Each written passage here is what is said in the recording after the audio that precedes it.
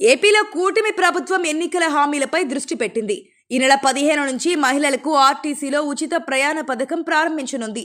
ఏపీలో ఈ పథకం విషయంలో పూర్తి స్పష్టత రావడం లేదు. ఈ పథకం వర్తింపుపై అనేక రకాల సందేహాలున్నాయి. అయితే ప్రభుత్వ వర్గాల నుంచి రకరకాల సంకేతాలు వస్తున్నాయి. అయితే వచ్చే కేబినెట్ సమావేశంలో దీనిపై తుది నిర్ణయం తీసుకునే అవకాశం కనిపిస్తోంది. అప్పటి వరకు అస్పష్టత తప్పేలా లేదు. రాష్ట్రంలో ఉచిత బస్సు పథకం అమలు మహిళలతో పాటు ట్రాన్స్జెండర్లకు ఇవ్వాలని కేబినెట్ సబ్ కమిటీ ప్రభుత్వానికి సిఫార్సు చేసింది. మొత్తం 5 రకాల బస్సులలో మహిళలకు ఉచిత ప్రయాణం కల్పించనున్నారు. అయితే ఉమ్మడి జిల్లా పరిధిలో ఉచితమా, కొత్త జిల్లాలకే పరిమితం చేస్తారా, లేకుంటే రాష్ట్ర వ్యాప్తంగా అమలు చేస్తారా అన్నది తెలియాల్సి ఉంది. ఈ నెల 15 నుంచి మహిళలకు ఉచిత ప్రయాణానికి సంబంధించి చురుగ్గా ఏర్పాట్లు జరుగుతున్నాయి. Palle Velugu, ultra Palle Velugu, ఎక్స్ప్రెస్లు, metro ordinary, metro ఎక్స్ప్రెస్లలో మహిళలకు ఉచిత ప్రయాణానికి సంబంధించి అనుమతిస్తారు.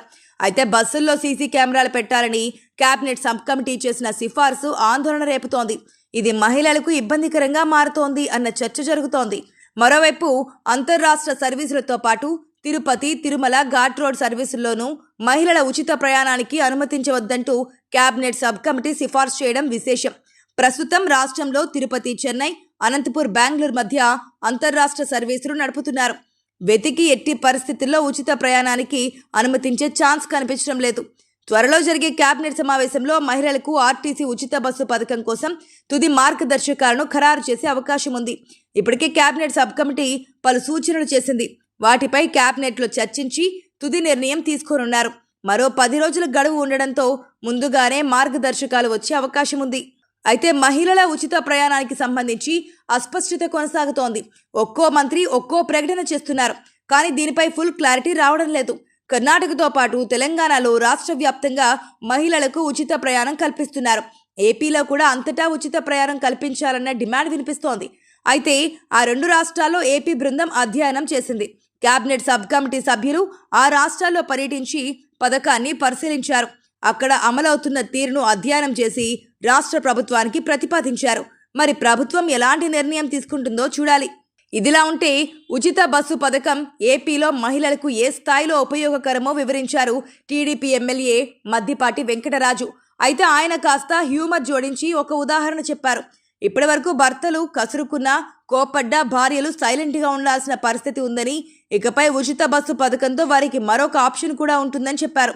భర్త కసురుకుంటే భార్య వెంటనే ఉచిత బస్సు ఎక్కి పుట్టింటికి వెళ్ళొచ్చున్నారు. భార్య కోసం భర్త టికెట్ కొని మరీ బస్సులో రావాల్సి ఉంటుందన్నారు.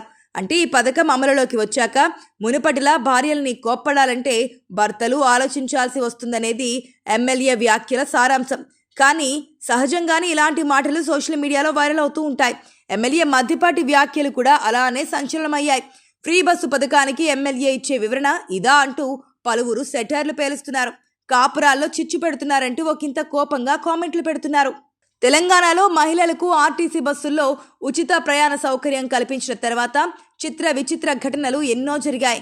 ఊసుపోక మహిళలు ఆర్టీసీ బస్సులు ఎక్కినట్లు ఎన్నో వీడియోలు వైరల్ అయ్యాయి. సీట్ల కోసం జుట్లు పట్టుకున్న సంఘటనలు కోకొల్లలు. డ్రైవర్లు, కండక్టర్లతో ప్రయాణికుల వాగ్వాదం, పరిమితిని మించిన ప్రయాణికులతో ఆర్టీసీ సిబ్బంది అవస్థలు అక్కడక్కడ కనిపించాయి. ఇప్పుడు ఇలాంటి సీన్లన్నీ ఏపీలో కూడా కనబడే అవకాశాలున్నాయి. ఆగస్టు 15 నుంచి మహిళలకు ఆర్టీసీ బస్సుల్లో ఉచిత రవాణా సౌకర్యాల్ని కల్పిస్తూ శ్రీశక్తి పథకాన్ని అమలు చేయబోతోంది కూటమి సర్కార్. దీంతో ఏపీలో కూడా ఇలాంటి వింతలు, విశేషాలు జరగడం సహజమేనని తెలుస్తోంది. రోజువారీ పనులకు ఆర్టీసీ బస్సులపై ఆధారపడే వారికి బస్సులు ఉన్నా కూడా ఆటోలను ఆశ్రయించే మహిళలకు ఈ పథకం బాగా ఉపయోగపడుతుందని అంటున్నారు. బస్సుల్లో ప్రయాణించే మహిళా ఉద్యోగులకు కూడా ఈ పథకం ద్వారా మేలు చేస్తోంది. నెలవారీ ప్రయాణ ఖర్చుల్ని ఆదా చేస్తోంది. వారంతా ఉచితంగా ప్రయాణం చేస్తూ టికెట్కి పెట్టే ఖర్చుని మరో అవసరానికి వినియోగించుకునే అవకాశం ఉంటుంది. అటు ఆర్టీసీకి కూడా ఇది లాభదాయకమే. ప్రయాణికుల సంఖ్య పెరుగుతోంది. ఆ మేరకు రాయితీని ప్రభుత్వం తిరిగి చెల్లిస్తే ఆర్టీసీకి ఆదాయం కూడా పెరుగుతోంది.